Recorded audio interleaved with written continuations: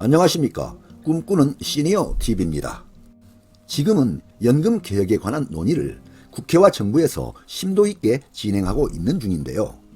연금 개혁에 대한 민의를 도출하기 위한 공론화 절차로 경영계와 노동계 등 이해관계자들의 의견을 듣는 공청회를 시작으로 본격적인 막을 올렸습니다. 2022년부터 활동해온 국회 연금개혁특별위원회가 제21대 국회 임기 만료일인 오는 5월 29일 이전에 연금개혁안을 도출하는 것을 목표로 지난 1월 31일 국회 공론화위원회를 공식 출범시켰습니다.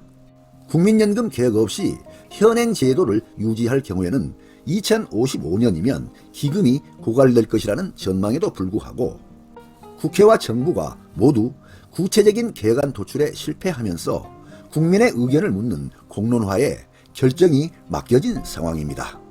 하지만 공론화 첫날 시작부터 양대 축인 경영계와 노동계의 입장이 극명하게 갈리면서 난관이 예고되는 상황입니다. 다음은 국회 연금특위 공론화위원회 공청회 진행 상황을 살펴보겠습니다.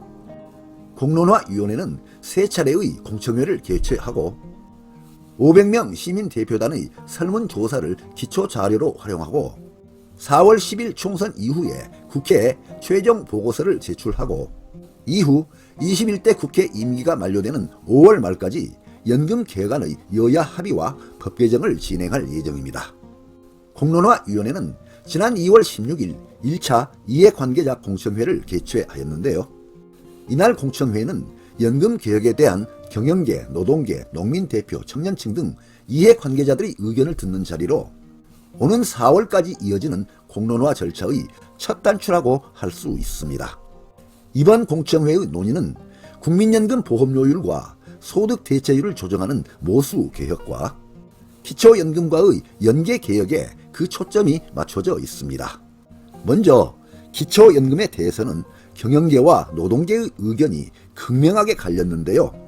경영계와 노동계의 의견을 비교하여 살펴보겠습니다. 기초연금 개혁에 대한 경영계, 노동계의 의견입니다. 경영계 의견을 보겠습니다.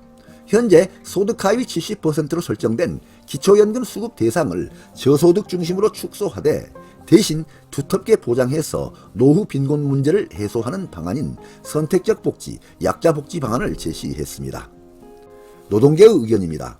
기초연금을 40만 원으로 인상하자, 지급 대상을 80 내지 90%로 확대하자, 국민연금 연계 감액을 폐지하자는 보편적 복지 방안을 제시했습니다. 다음은 국민연금 개혁에 대한 경영계와 노동계의 의견을 비교하여 살펴보겠습니다. 국민연금의 모수 개혁에 대한 논의를 진행했는데요. 이는 국민연금을 얼마나 더 내느냐 하는 보험료율 인상, 얼마나 더 받을 수 있느냐 하는 소득 대체율 인상에 관한 내용입니다. 이에 대한 논의도 진행을 하였습니다. 2024년 현재 보험료율은 9%, 소득 대체율은 42.5%입니다. 그런데요, 2028년까지 소득 대체율은 40%까지 조정이 예정되어 있습니다. 다음은 2023년 민간자문위원회가 제시한 모수개혁 두 가지 방안을 살펴보겠습니다. 1안은 보험료율을 13%로 인상하고 소득 대체율을 50%로 인상하는 안입니다. 이렇게 하면 2062년에 기금이 고갈될 예정입니다. 2안은 보험료율은 15%로 인상하고 소득 대체율은 40%를 그대로 유지하는 안입니다. 이렇게 하면 2071년에 기금이 고갈이 될 예정입니다. 그런데요, 공청회에 참여한 각 단체들은 보험료율 인상에는 대체로 공감을 하였지만 가장 극명하게 의견이 갈린 것은 국민연금을 더 받는 소득 대체율 인상으로 나타났습니다. 국민연금 개혁에 대한 경영계, 노동계 의견을 살펴보겠습니다. 경영계 의견입니다. 현행 소득 대체율 40%를 유지하거나 필요하다면 추가 인하를 해야 된다고 주장했습니다. 소득 대체율 인상은 미적립 연금 부채 증가로 인해서 미래 세대의 부담을 가중시킨다는 것입니다. 그래서 기금 고갈에 대한 우려로 과연 연금을 받을 수 있을지 걱정이 앞서는 상황에서 연금 개혁의 핵심은 지속 가능성에 있어야 한다고 강조했습니다. 그리고 노후소득 보장 방법은 국민연금 강화보다는 개인연금, 농지연금, 주택연금, 퇴직연금 등을 포함한 중층적 노후소득 보상체계 강화가 되어야 한다고 주장했습니다. 다음은 노동계 의견입니다. 소득 대체율을 50%로 높일 것을 고수했고요.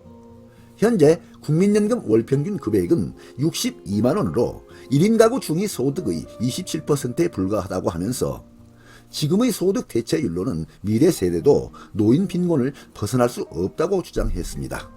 그리고 소득 대체율 인상으로 인해서 늘어나는 급여 부담은 재정 투입과 기업 부담 확대로 충당해야 한다고 강조했습니다. 앞에서 살펴보신 바와 같이 연금 제도 개혁에 대한 입장은 이해관계자에 따라서 의견과 주장이 극명하게 다른데요. 아무튼 모든 국민이 적정한 혜택을 받을 수 있도록 합리적인 방안이 도출될 수 있기를 간절히 기대해 봅니다. 네, 오늘 동영상 주제는 연금개혁 공론화위원회 공청회 개최 내용이었습니다. 많은 도움이 되시길 바랍니다. 끝까지 경청해 주셔서 감사드립니다.